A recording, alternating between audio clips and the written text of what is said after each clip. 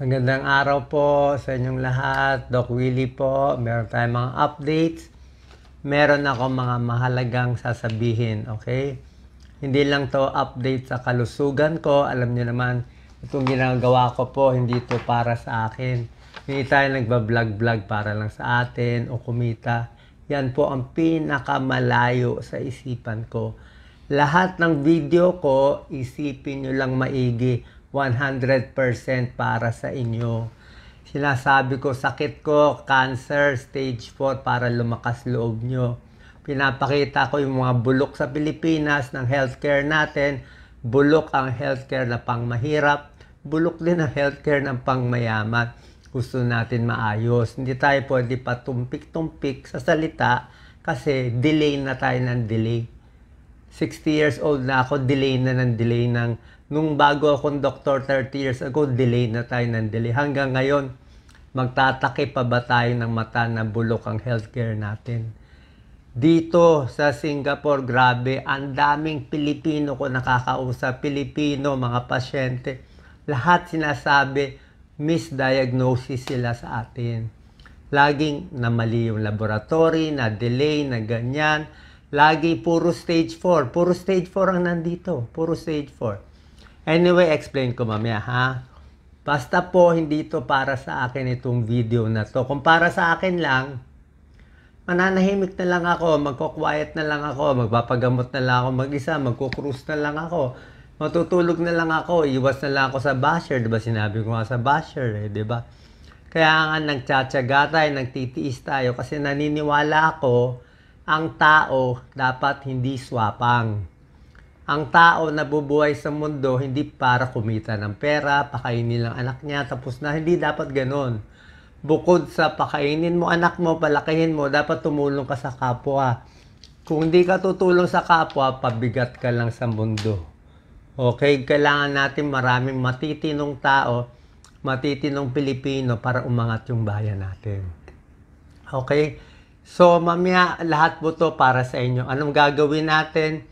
Para makinabang yung mahihirap, makinabang din yung mayayaman, maayos kung saan yung mga butas ng healthcare natin. Kaya nga po tumatakbo eh. Tumakbo na ako noong 2019, tumakbo na ako noong 2022. Ngayon tatakbo na naman ako sa 2025. Nasa sa inyo na yun, okay?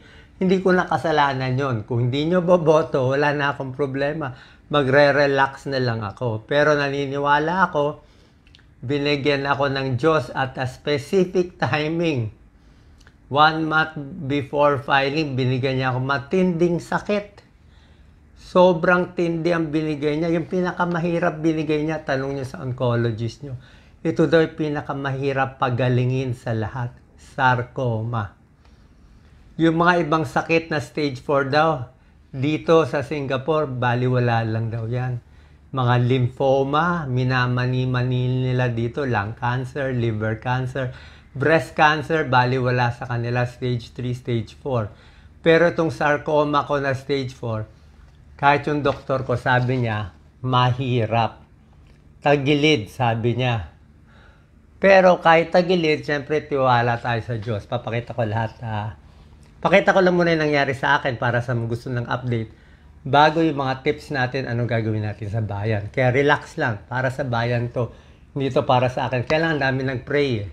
Kaya dapat honest ako. Ayoko tinatago. Si Senator Miriam, tinago niya sakit niya, ayaw niya pa alam. Sabi niya, kailangan pa daw ng waiver for confidentiality. Ako open ako, kung positive, buhay kung buhay, patay kung pantay. Bakit ka magsisinungaling? Hindi ba kayo nasanay lahat ng politiko sinungaling? Mag-try naman kayo ng politikong honest at hindi corrupt.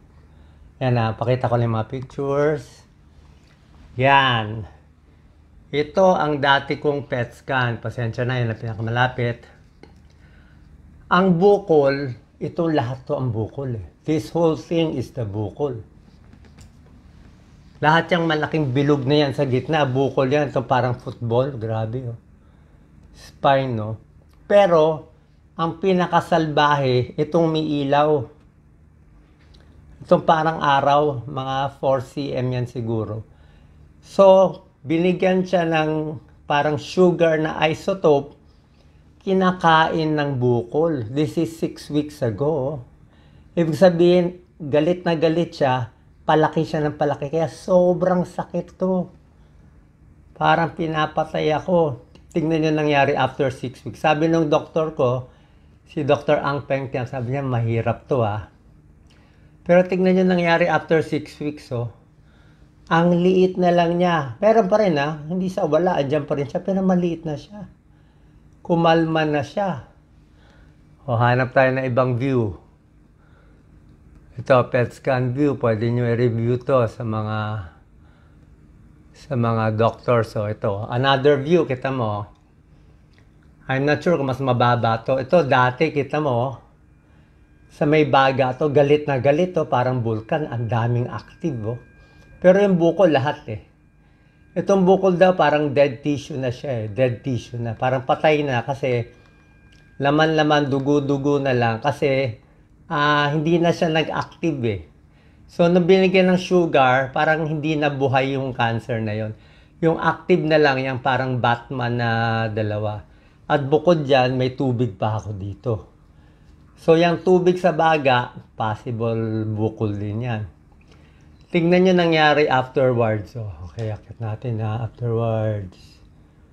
Nawala na yung pula Nawala na siya, pati yung tubig nabawasan. Sabihin ko yung bad news dati. Ang bad news dati, may kalat din pala sa baga ko. Walang yan Pati baga, tinamaan pa Pero ngayon, lumiit din yung mga nodule ko sa baga. Ito yung miracle worker ko dito. Papakita ko sa inyo. Ito yung hahanapin natin. Si Dr. Ang Peng Tiam, sobra siyang sikat. Hindi lang sa Singapore, buong Asia, sikat siya. Ang dami niyang Pilipinong patients. Tsaka sabi nga niya, hindi na niya kailangan ng pera Gusto lang niya talaga tulungan yung cancer patients. Iba rin yung mission niya. So, nung una, lagi niya sinasabi na ito yung mga side effect ng chemo. Side effect ng chemo. Nag-chemo pa ako kahapon. Kahapon is my third chemo, split into 3. Wala yung mga gamot sa atin So, ang side effect dumudugo to. May dugo dito. Nangingitim, susuka. Pag dumi ko rin, may dugo. Lahat ng mucosa. Kasi it kills the bad cells and the good cells Pero konting tiyaga. Hindi siya madali, mahirap siya. Pero kinakaya natin kasi bukod sa chemo. Pero sabi ni Dr. Ang Peng Tiam, God loves you. Sabi niya, ngayon lang daw siya nakakita na sarcoma na ganoong kabait. Na biglang lumiit.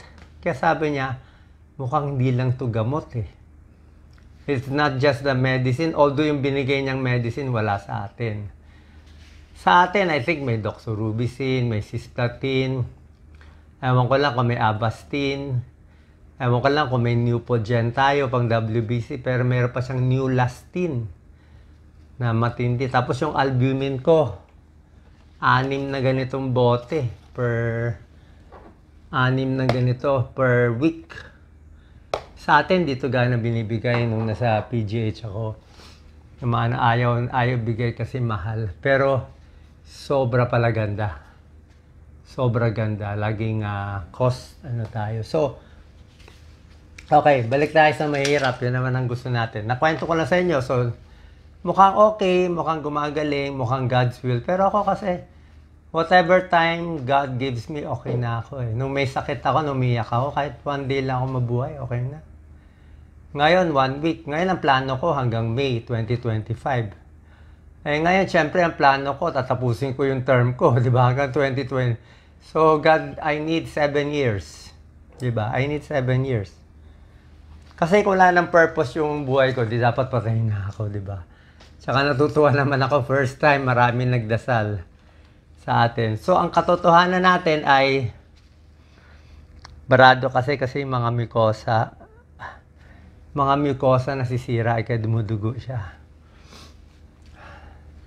So, hindi lang mahihirap ang nagsasuffer sa mahirap na healthcare, pati pala mayayaman. Yung mga biopsy natin, 1 month result, Ang dami mali result sa atin, positive, tapos dito negative. Iba talaga kasi technology eh. Ang hirap mahabol kasi nga, dahil mayaman yung bansa nila dito sa Singapore, first world, dahil mayaman yung mga pasyente, yung mga laboratory, doktor, mga nurse, mga drug company, yung mga gamot, yung pinakamagaganda sa lahat, dito napupunta. Kasi kaya magbayad eh. Kumbaga sa mall, ito yung pinaka-rustans or yung pinaka-high-end. Let's say, SM yung pinakamalaki. Nandun lahat eh. Kaya kasi magbayad. Tapos yung Pilipinas, konti lang kaya magbayad, kaya binibigay sa atin para yung nasa isang ano lang, sari-sari store, yun lang kaya natin ibili. Diba? Kasi useless naman dali nila yung mamahaling gamot sa atin kung wala rin naman mapagbibigyan, malulugi sila. Kaya talagang nadidelay tayo. At dahil doon, nagkukulang din yung pasyenteng nakikita natin kasi yung hospital nga natin, hindi naman kasalanan ng doktor, walang gamit, walang PET scan. Dito, PET scan, kaliwat kanan. Tsaka hindi pwedeng resulta 1 month. Pag 1 month, patay na yung pasyente. Diba? Nag-biopsy ka, tapos 1 month result. Wala na. Dito, result nila 2 hours eh. 2 hours eh. Lagi silang, ang bilis nila. Pagpasok mo sa hospital, within 2 days, may gamot ka na. May gamot ka na. Huli na agad ang sakit. Tayo, 1 buwan, 5 buwan, 10 buwan, iba-iba diagnosis, di ba? Dito, bali walang stage 4. Basta stage 4 dito, ang dami kong stage 4, 7 years, 8 years, buhay pa. Oh, parang it's just a number na lang yung stage 4. Pag natamaan mo yung tamang gamot, lalo na ngayon, pinadala pa yung dugo ko for targeted cell therapy. Ang ganda pala nun, no? So, titingnan yung dugo mo. Kung meron kasi baga sa ang mga doktor ngayon, meron sila parang 500 na bala. Pero yung bala, hindi mo alam kung effective sa'yo. So, kung nagkataon, yung bala na yon ay swak sa gene mo, pinanganak ka ito ang gene mo, magsoswak, swerte ka. Kaya ang gene ko XYZ, tapos may bala dun sa XYZ, tsamba. So, meron ako isang ganung gamot. So, bakit tayo gumaling? Hindi natin alam. Baka sa gamot, pero sa tingin ko sa dasal. Pero sabi ng doktor ko, dasal daw to eh. Hindi daw siya nakakita ng ganito kabalis. Usually kasi sarcoma, walang ganong mga bagong gamot. Kaya takang-taka siya. Yun na, sinabi ko, maraming big problem sa atin talaga. God's will ba to nangyari? Sa tingin ko, miracle to. Anong miracle pa ba to? Diba? Malay ko ganito mangyayari sa akin. Ready na nga ako mag-retire eh. Diba? Tsaka syempre, salamat sa lahat na nagdadasal. And, ang malaking problema natin talaga sa bayan, kita mo naman gulo-gulo eh. Diba? So, I'll just try my best. So, bakit tatakbo? Ito lang mission ko. Pag hindi mo ako pinatakbo, lalo ako mamatay. Gusto mo matulog ako, mag-enjoy? Hindi nga ako ganong tao, hindi nga ako swapang eh. Ayoko nga, baka kayo kasi, iniisip nyo, pag mahirap ka kasi, minsan iisipin mo, gusto ko may kotse, gusto ko may bahay, gusto ko makatulog. Kala mo lang masarap yun. Masarap kumain ng crispy pata, araw-araw, tulog ka, marami kang chicks. Ano masarap dun? Sinusunog naman yung kaluluwa mo, my God. Mo ako wala, oh. Lumambaro, wala lahat. Ang dami ko natutulungan, libo-libo nagdarasal, konti lang ang bashers. Ininit ko lang yung bashers, in-expose ko lang, para makita rin ng mga ibang basher dyan na matitigas ang ulo. Wag na, ako i-bash nyo, magka-cancer ako, okay lang, sambuhay lang ako. Pero yung mga kabataan na teenager na binabash mo, tapos nag-suicide, kawawa yun. Karma nyo yun. Pag yung iba binash mo na wala namang kasalanan, na kapwa mo high school, tapos nagpakamatay yung lalaki o yung babae, karma mo yun eh. Pagsisisihan mo yun sa, ay natin sabihin sa impyerno, pero pagsisisihan mo. Kaya huwag ka na nga mag-bash. Kaya sinabi ko, bashing, papahina yung immune system, pwede magkaroon ng maraming sakit. Diba? Pero kung ako okay ako, Okay? So, yun lang po. Kung ano lang dadalhin sa atin ng Diyos, kung tuloy-tuloy tayo sa good news, the good news. Pero syempre, maraming salamat. Iniisip ko nga kung paano natin gagawin to. Inaaral ko nga. Syempre, pagpapagaling ko, ipapanalo natin to. At ako talaga, ang kakaiba sa akin, sana maintindihan nyo, wala akong campaign funds. Zero. Hindi ako tumatanggap ng pera. Yun ang pinaka-honest sa lahat. Yun ang pinaka-lakad ni Jesus Christ. Kung tumatakbo si Jesus, yun ang style niya, hindi yan tatanggap ng campaign funds. Isipin nyo lang, hindi ko alam ba't hindi nyo maintindihan na ang isang kandidato na tumanggap ng 5 million, 10 million, 50 million, 100 million, imposible maging independent yun. Diba? Pwede sila tumanggap. Yun ang laro nila. Ang laro ko nga, wala eh. And kaya natin lumaban ng wala. Pag nanalo ako ng wala, di ang linis. Di kahit sinong mali, okay na. Pag ito nagkamali, hindi ko na kailangang ilista, kaibigan, kaaway, nagbigay ng pera. Hindi nagbigay, wag galawin. Wala nga eh. Drug company, wala. Lahat wala. Tao, wala. Kung meron kayo nakikita, fake news yun. Fake news, hindi sa akin. Kahit si Senator Idol Raffy Tulfo, ang dami niyang fake news. Diba? Sa Inquirer na fake na ginagamit na Inquirer site. Ano sabi ni Senator Raffy Tulfo? Hindi rin niya matanggal eh. Kasi DICT nga natin, pinagalitan na niya, walang capability eh. So pag yung gobyerno natin walang capability, patayin yung fake news, ano magagawa naming influencer? Pero ngayon mawawala na yung fake news ko. Kasi yung mga product sabihin, sige, makalbo ka, di ba? So, yun din, minahalas din yung mga nagpe-fake news. Anyway po, salamat sa pagdarasal. Nakita nyo, malakas na tayo. Ano bang gusto nyo? Sigawan na? O palakasan ba ng boses? Alam mo, feeling ko bumata ako 10 years. Hindi ko masabi. Ang linaw na ng isip ko ngayon. Ang linaw na. Kasi, dati mag-iisip ka pa ng 10 years eh. Ngayon wala eh.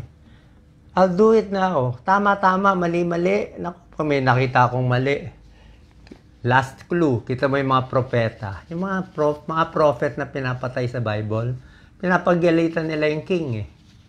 Minsan pag nakita nila yung king, di ba, naglalakad na kahubad, di ba? May ganun na lahat ng tao, kala maganda yung pala nakaubad yung king. There's a parable like that eh. Kino-call out eh. Pero dapat sa tingin ko sa atin, makita natin sino tama, sino mali, sino matino, sino hindi matino, nasa sa inyo po. Okay, basta mahal na mahal ko kayo, nag-bash, kaibigan o hindi, tao tayo dito. Dito tayo pinanganak, ito purpose ko. Salamat sa prayers nyo. Yung piniray nyo sa akin, sana bumalik sa inyo 100 times more. Kung hindi ko mabalik sa buhay na to at namatay ako, promise ko, bago ako lumipad sa next stage, maglalaan ako ng maraming taon para tulungan ng mga tao sa Pilipinas at sa mundo. Amen. God bless.